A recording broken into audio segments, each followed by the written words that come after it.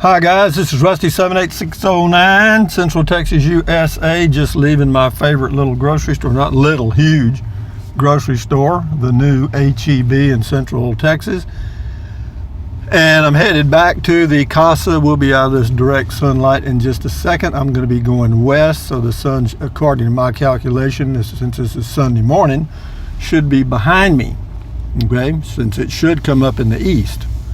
But having said that, I came in this morning not to go to the grocery store really, even though I did go to Walmart and do my walking because I had a product I wanted to buy there. They have a inexpensive little plastic rocking chair I was going to get. It's like $35 and it's pretty good. I sat in it and yeah, it feels okay and it'll do for me. And I thought they had them there at the store. So anyway, I went in, did my walking, came back out and went and double checked the little rocking chair again. It's okay, price is okay, $35, fairly sturdy. You know, it's not really, you know, the cheapy plastic. It's okay, and it would be durable enough to last a few years probably.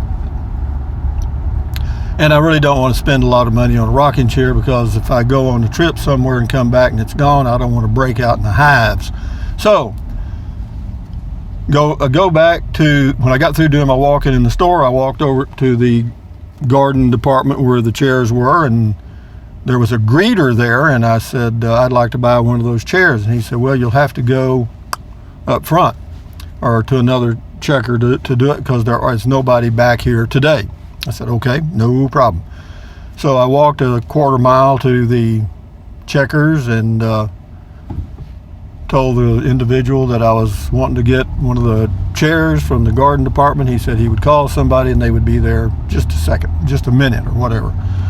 So he did. He called somebody and I waited 5 minutes. Nobody showed up, so I left the store. And the moral of that story is this. I was talking to my sister the other day, and there's a Walmart in Edna, Texas that has closed. Okay, now Walmart does not close stores, or rarely. Notice the camera's pointing to the right for a reason. You know, rather than pointing it right down the highway so you can just see the highway, I pointed it off to the right, and some people like that because that way they can see what goes on the, you know, other than just down the road, so to speak. But anyway, back to the rocking chair at Walmart and the closing of the store. So anyway, while I was in the store and I was waiting for the ghost to show up and let me purchase a rocker, I asked the checker there, I said, you know, I've heard that Walmart's closing some stores. He said, yeah, that's true. I said, well, interesting. I said, that's new for Walmart. You know, they've been on a building binge for the past 40 years. You know, now they're starting to rein in a little bit. Yep. So anyway, we talked about that for a few minutes, then I left the store. I've decided I'll go to Amazon.com and order the chairs, same price, delivered. And since I'm Amazon Prime, no shipping. So how about that? You know, so Walmart lost a sale there. Does that mean anything? No. Was this just an isolated case? I don't know. I mean, I don't know if any other people have experienced anything like that at Walmart or not. They also have Walmart.com, and you can order it and have it delivered to your home. But if you have it delivered to your home, sometimes there is a shipping fee, and it can be fairly, well, it can be costly, particularly for things that are bulky like a chair.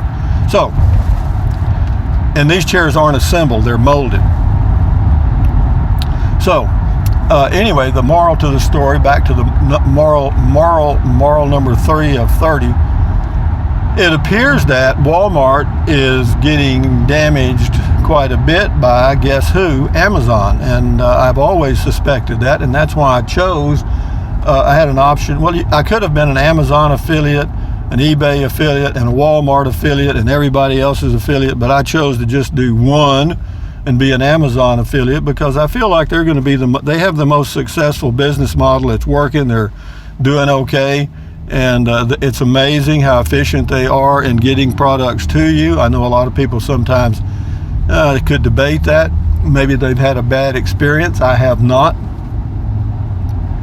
Normally, if you order it on a Thursday, you'll have it on a Saturday, or you may have it on a Friday, depending on where it's located.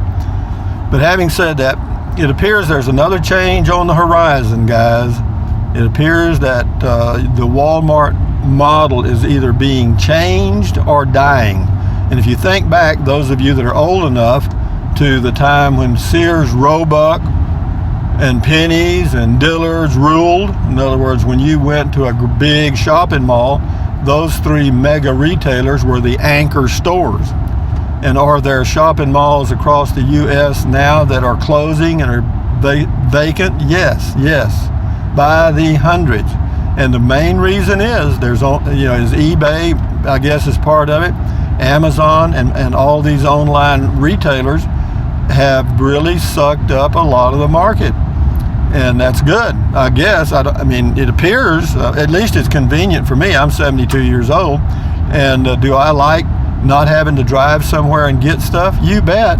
Even though I live in an area where there's not much traffic, even today on the road, there'll be a little bit more than normal because it's Sunday morning and it's a weekend and people are up here on the lake doing their thing, because I live in the Highland Lakes area of Central Texas. There's several lakes and rivers, and on the weekends people come out of Austin, drive about 75, 80 miles and go water skiing and so forth. But back to change. Things are always changing. In fact, there's a song about that, change. But so guys, I guess if I had anything to impart to the younger individuals is, you're gonna have to adapt a lot quicker than I did. Change is going to occur at a faster pace than it did in my youth and middle age years. You're going to be adapting a lot quicker, so just get ready for it. You're going to have to put yourself in a flexible mode. You can't be inflexible and be contented in the new world that we're in. You will be totally frustrated because nothing is going to work for you. Everything is going to be difficult. But if you just stay in tune, stay up, everything's going to be okay. And you don't have to be running on a treadmill to stay up. It doesn't require a lot of effort. It's kind of fun. It is. In some ways it's kind of fun. Some ways it's a little frustrating. But having said that, it's coming. So get ready, guys. I have a feeling Walmart, their earnings I don't know if how they're doing. But see, all these publicly traded companies, they have to produce more and more profit. You can hear the drums beating in the background. Boom, boom, boom, boom. Faster. Well, you can't always keep up that pace. And if you don't believe me, ask Sears, Kmart, and some of the others that ain't here anymore. Or barely here, let me say that. They're barely here. This is Granite Shoals, incorporated little community here in the hill country of Texas, and this is Highway 1431, and it is 9:55 a.m. The temperature is 87 degrees, and it's a little breezy, and this is Sunday, June the 24th, 2018. And something else I'll touch on while I'm driving, since I'll do these driving videos give me a chance to just open my mind and vent. When I first started going to college, I, for some reason, chose biology. And of course, was I a good biology student? Obviously not. I had no more aptitude for biology than I did for physics. But be that as it may, I got into it, and I ended up at St. Mary's University. Of course, I ended up majoring in business. That's a whole nother story. We'll stick with this first. Anyway, I took a course called, and I mentioned this in other videos, I took a course in biology. It was like a pre-med biology class, and it was called Comparative Vertebrate Embryology. And what it is just what it says. You compared vertebrate embryos, from before birth, and then as it matured, and studied that development process. And I have to tell you guys, it was one of the most, even though it was difficult for me and it was very stressful because I didn't understand a lot of it, but I got the point. And the point is this: all embryos and vertebrates begin the same way and look identical for the first week or so. The sperm fertilizes the egg, and that's a miracle. I mean, we saw films on this, and this was back in the 70s. I can imagine what you can see now. You can probably watch embryonic development on a YouTube video now that'll just blow you away, and I may do that when I get home, come to think about it. But anyway, you know, the sperm, you know, swims up the birth canal, or whatever you want to call it, you know, millions, and reaches the egg, and then you know, they're all around, gathered around the egg, you know, like a bunch of little fish or something, you know what I mean? Their little tails are wiggling and they're pecking on that egg, and all of a sudden one will get the right password or key or whatever you want to call it, and it enters the egg, and at that point the egg is closed to all outsiders, and development process begins, because that sperm from the male brings in half the chromosomes, and the egg has the other half, and together they match, and it's either two X's or an X and a Y, and one's a female, one's a male, and then from that start of one cell, the next thing it grows. What do you call it? I want to say geometrically, but that's not correct. It grows. It's not linear growth. It is. Gosh, I wish I could think of the word. But anyway, it's you know, you start off with one cell, and then it's 2, 4, 8, 16, 32, 64, 128, 256, 512, 1024, and on and on and on. Continues to double at that speed, and it continues to go on. And then at some point, this thing becomes what's called a morula, which is a cluster of cells. And this is a human being that's being built by cells one at a time. It's just a glob of cells. You couldn't tell what it was. And so anyway, then what happens is some of these cells are, well, all of them are undetermined at first. They don't really know. They're just growing and multiplying. And then at some point, some of these cells become what are called determined. And that means this group of cells is determined that they're going to be an arm or a leg or a finger or a heart or a lung or whatever. And then they start growing that. I mean, they start becoming that particular thing. And if you move them from one part of the body to another, and they actually have done this, you could move cells that were determined to be an arm bud and put it on the back of the person's head, and that arm would still develop at that point, because those cells have said, we're going to be an arm, and that's all we're ever going to be, and they do it. But back to the beginning of all this process, whenever this light bulb is turned on, the magic, no one knows how. I mean, of course, religious people have their opinions, scientists have their opinions, and we're not going to get into that crap. But what it is that human being is programmed to be what it's going to be.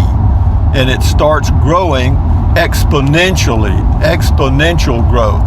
And from that point, and becomes a little human, and then at birth it continues to grow exponentially and learn exponentially until it becomes an adult, and so on, and it continues growth, and at some point that growth starts to decline and the human starts the dying trend, and then we're just programmed to live for so long, and that's it. They're trying to defeat that now. They may be able to do that, I don't know. The analogy, what I want to compare this to is artificial intelligence or machine learning. It's doing the same thing. It's learning exponentially. It's growing exponentially. And what that tells me, and everyone else in the world and scientists know this, that this machine learning is learning at the rate that a child is developing in the womb and later, but even faster. So, will I live to see artificial intelligence have a major impact on humanity? Yes, it's already having an impact. If you don't believe me, pick up your smartphone. And but anyway, it's just interesting, and that's how we all got here. We started out as one little single cell, and then we split into two, and then four, and and so on and so on and so on. And the next thing you know, everything, it's all code. That's another. It's like software. It's like one sperm had the password to get into the egg, and when it did, it brought its half of the software that matches up with the software provided by the female and the egg. Okay? And together, these start forming a human being. And it freaking works. And it's all there. You know, they've, you know, pretty well decoded the DNA, and they've done all these things, and the chromosomes, they already know all that stuff. And so, you know, they're just copying that same pattern to build these artificial intelligence or machine learning programs, and that's all it is. It's just software. It's just mathematical formulas that learn. And I can't explain it any better because I don't know the details. I do know the general surface of it, but these things actually learn from gathering data. Data is the new oil, and it is, Google is flooded with it. Google is the Saudi Arabia of data. Amazon's next, and then you've got Facebook, Twitter, and all these other things. They're just gathering data. And does that work? Yeah, you bet. And they're gotten really good at those little pop-up ads. You know, you go look at something on the internet, and the next thing you know, you see it everywhere. Having said that, guys, I will end the video since we've turned into the sun, and by saying that life is good. It's better than any option I know of. Having been to Mars, hardy har har, and returned, I will just say this: thumbs up, guys. Carpe diem, adios, bye-bye. Buy anything you desire, but if you think about it, use the link to Amazon products in the description of my videos. I'm an Amazon affiliate. I get a small commission, and it doesn't cost you 1 penny. What else? Drink plenty of water. Stretch, take deep breaths, breathe in and breathe out, you know, deeply and slowly and all that stuff. And, you know, stand guard at the door of your mind. You know, what you let in are ingredients, and, you know, let in knowledge. Let in knowledge. Let in good stuff. Might as well learn something, you know what I mean? Hearing about some kid's illness or somebody's hip surgery doesn't really appeal to me. Anyway, guys, enjoy your Sunday, and we'll talk again later. Adios. Bye-bye.